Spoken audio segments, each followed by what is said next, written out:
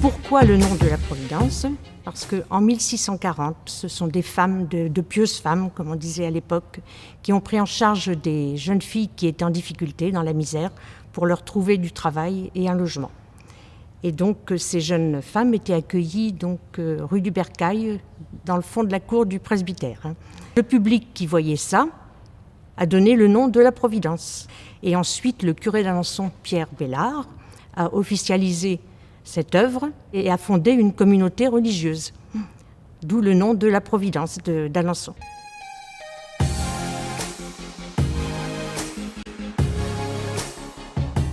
Donc au départ, ce n'était pas axé sur les sourds et les aveugles. C'est en 1850 que des personnes venues de l'Institution du Bon Sauveur à Caen, qui rééduquait des enfants sourds, sont venues sur Alençon. Et c'est à partir de là que l'œuvre de la Providence s'est axée sur la surdité et la cécité, en fait. Quand je suis venue à la Providence en 1969, j'avais l'intention de travailler dans le social et je venais prendre des informations à l'école d'assistante sociale. Et je suis venue dire bonjour à une religieuse que je connaissais.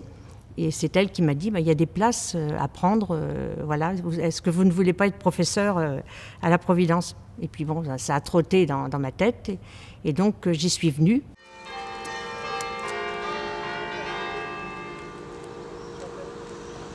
On n'enseigne pas comme ça du jour au lendemain. On était un petit peu formés sur le terrain et on avait des regroupements. Et l'examen qu'on a passé s'appelle le CAPEJ, donc c'est le certificat d'aptitude pour l'enseignement des jeunes sourds. La collaboration avec les religieuses s'est très très bien passée. C'était vraiment des collègues très très agréables et qui ont passé beaucoup de temps pour nous former. Elles ne regardaient pas du tout leur temps. Et il y avait un côté humain quand même très très important. Là.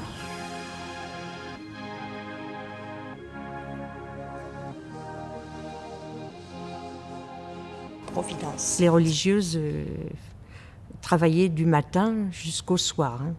C'était le lever des enfants, la classe, les repas, il n'y avait pas d'arrêt.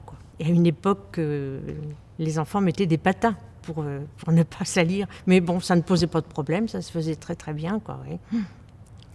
Et puis les religieuses quand même étaient très, très à cheval sur une rigueur, une propreté, un entretien. Et ça, c'était important aussi. Oui. La communauté de la Providence, la communauté de religieux, c'était une petite communauté.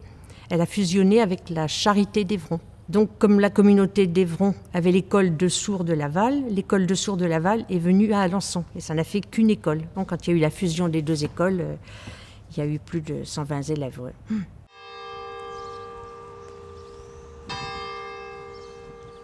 Pour apprendre à enseigner, on faisait des classes pratiques. Et ces classes pratiques étaient... Les religieuses, nous regardaient et nous reprenaient pour dire ça va pas, notre façon de faire. Il faut apprendre aux enfants à parler. Et donc, pour apprendre à l'enfant à parler, il faut lui montrer comment émettre un phonème. Par exemple, pour un A, on va leur montrer la position de la langue, on leur faisait sentir les vibrations ou le souffle. Donc, c'est tout un travail de phonétique que nous avons appris. Il fallait aussi lui montrer, par exemple, on apprenait le mot pomme, on lui montrait le mot pomme. Bon, là, quand c'était du concret, c'était facile, mais quand c'était de l'abstrait, c'était plus difficile parce qu'il fallait, par exemple, c'est bien, il fallait leur expliquer ça dans plusieurs situations. Pourquoi c'est bien, pourquoi c'est mal. Donc c'est toute une pédagogie spéciale quand même, bien spécifique.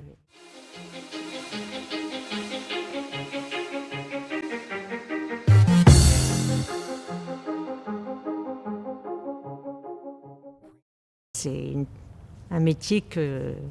Vraiment, quand on entre dedans, on est passionné, vraiment. Ouais. C'était une grande famille à cette époque-là. Et dans l'accueil des enfants qu'on avait, il y avait des enfants qui avaient des problèmes familiaux, des enfants déshérités. Et donc, moi, personnellement, j'ai accueilli une jeune qui est devenue ma filleule. En fait, c'était une jeune qui venait de la région parisienne Et donc, aux vacances de Noël, la sœur directrice raccompagnait parce qu'on avait beaucoup d'enfants qui venaient de la région parisienne, les a raccompagnés à Paris, et donc l'a accompagnée à son domicile, et la maman n'a pas ouvert. Donc, elle était revenue passer Noël avec les sœurs à la communauté. Bon, c'était quand même un petit peu triste pour une enfant qui avait à peine 10 ans à l'époque. Et quand on est revenu des vacances de Noël, bon, ça nous a quand même un petit peu attristé, cette histoire-là. Et en fait, dans la foulée, moi je l'ai emmenée un petit peu en week-end chez mes parents, et une autre collègue l'a emmenée chez elle aussi. Et donc on est devenus parrain et marraine, enfin son mari est devenu parrain et moi marraine. Et donc nous on a continué cette relation, et pour nous c'est une petite sœur, quoi. Cette jeune-là, on a toujours gardé une relation avec elle, quoi. La Providence, au départ, c'était une toute petite structure, en 1850 au départ, et puis petit à petit, ils ont acheté des locaux, ça s'est un petit peu développé, il y a eu des bâtiments de reconstruits.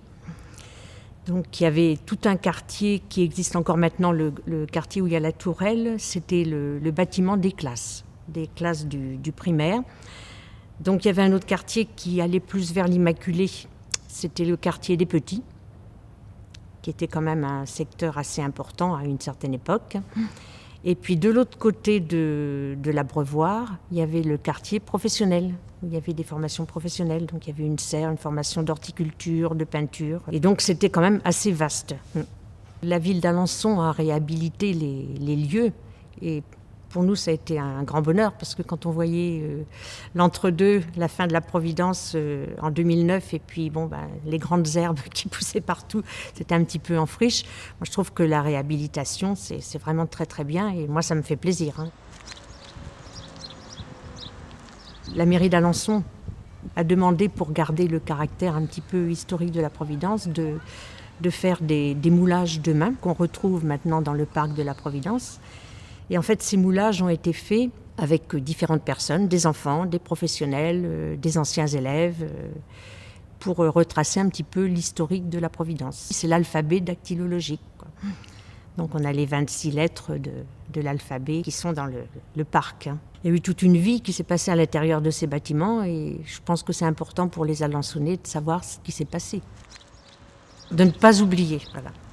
Comme pour beaucoup de choses, beaucoup de faits historiques, la mémoire, c'est très très important. Ça nous fait vivre en fait, quoi.